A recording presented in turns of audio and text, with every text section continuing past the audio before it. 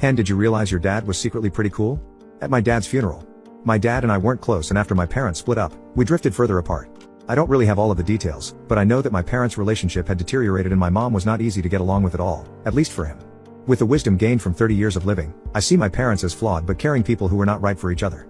But in the intervening time, my dad and I were, if not estranged, not really in each other's lives, especially after he moved from New Jersey to Atlanta for work.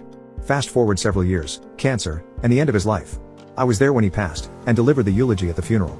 The place was packed. My dad managed a very successful body shop and tons of his current and former employees came out.